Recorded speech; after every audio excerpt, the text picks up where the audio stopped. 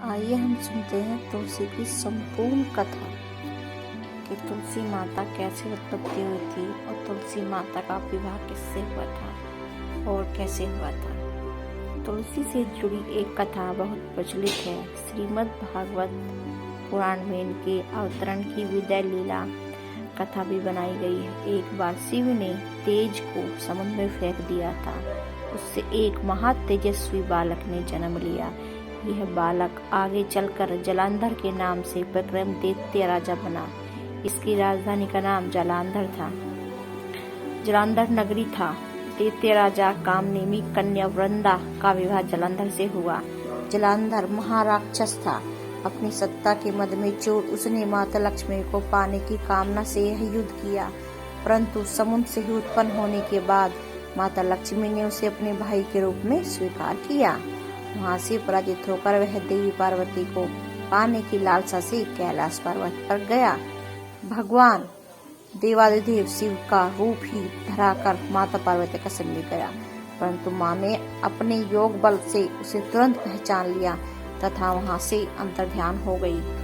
देवी पार्वती ने क्रुद्ध होकर सारा वृत्तांत भगवान विष्णु को सुनाया। जलांधर की पत्नी वृंदा अत्यंत पवित्रता स्त्री थी। उसी के पवित्र धर्म की शक्ति से जलांधर न तो मारा जा सकता था और न ही पराजित होता था। इसलिए जलांधर का नाश करने के लिए वृंदा के पवित्रता धर्म को भंग करना बहुत जरूरी था। इसी कारण भगवान विष्णु ने ऋषि का वेश रखकर वन में जा पहुंचे, जहाँ वृंदा अकेली भ्रमण कर रही थी। भगवान के साथ दो मायावी राक्षस भी थे, जिन्हें देखकर वृंदा भयभीत हो गई। ऋषि ने वृंदा के सामने भयभीत हो गई और वृंदा ने हाथ जोड़कर पति की यह दशा देखकर मूर्छित होकर गिर पड़ी।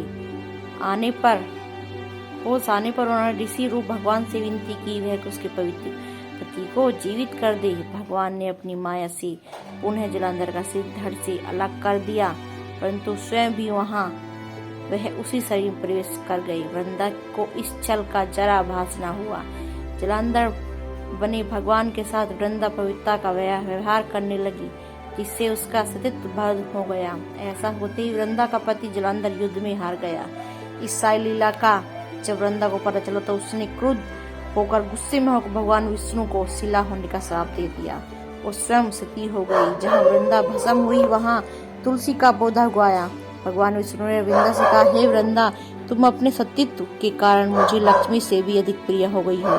अब तुम तुलसी रूप में सदा साथ रहोगी। जो मनुष्य भी मेरे शालिग्राम रूप के साथ तुलसी का विवाह करेगा, उसे इस लोक में क्या परलोक में भी यश की प्राप्ति होगी।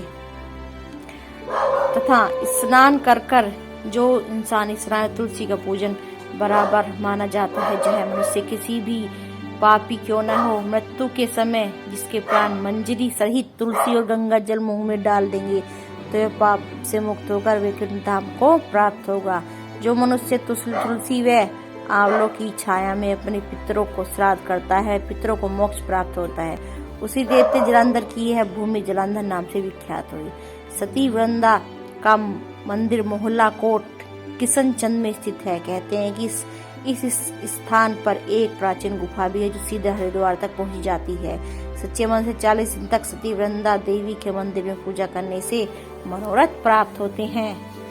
तो ये थी तुलसी माता की कहानी जो आप सभी ने सुनी है। इसलिए इस तुलसी माता जो उपाय बताती हूँ, माता का उपाय कीजिए और तुलसी माता आपकी मनोकामना जो